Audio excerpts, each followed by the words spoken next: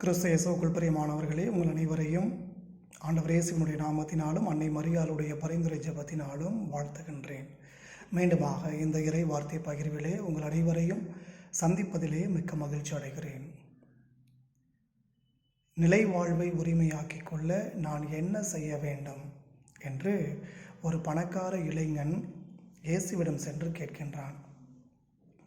இயேசு அவனை பார்த்து, கட்டளைகளை கடைபிடி, நிலைவாழ்வை உரிமையாக்கி கொள்ள முடியும் என்று அந்த இளைஞனிடம் சொல்கிறார்.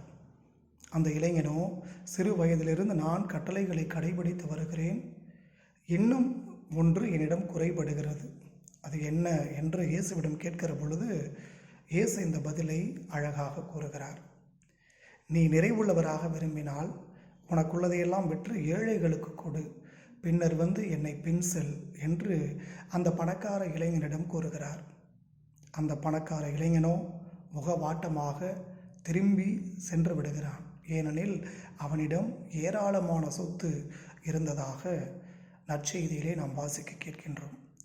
ஆனால் இந்த வார்த்தையை கேட்ட பணக்கார இளைஞனாகிய அந்தோனியார் மனமாற்றமடைந்து ஆண்டவருடைய இந்த வார்த்தையை உயிருள்ள வார்த்தையாக மாற்றி தன்னுடைய வாழ்வாக மாற்றி ஆண்டவருடைய வார்த்தைக்கு உயிருள்ள ஒரு அர்த்தத்தை கொடுக்கிறார்.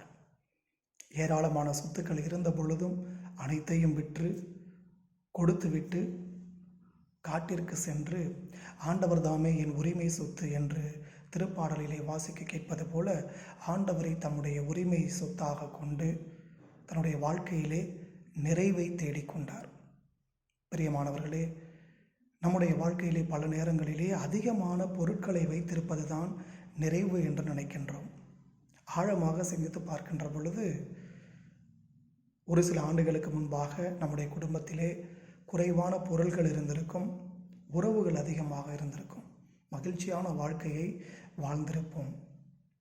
எப்பொழுது பொருட்கள் அதிகமாக சேர ஆரம்பித்ததோ அப்பொழுதே நம்முடைய மனதிற்குள் ஒரு நிறைவில்லாத கலக்கமுடைய ஒரு தன்மை ஏற்பட்டிருப்பதை நாம் உணர்ந்திருப்போம்.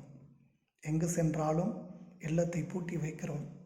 ஒரு சில ஆண்டுகளுக்கு முன்பாக இப்படிப்பட்ட நிலை இருந்திருக்க வாய்ப்பில்லை. பொருட்கள் அதிகமாக சேருகின்ற பொழுது நம்முடைய மன நிறைவு குறைந்து கொண்டே செல்வதை நாம் நம்முடைய வாழ்க்கையிலே அனுபவித்து கொண்டிருக்கிறோம். ஆகவே தான் இறைமகன் இயேசு கிறிஸ்து என்ற நற்செய்தி வழியாக நமக்கு இப்படிப்பட்ட ஒரு அழைப்பை கொடுக்கின்றார்.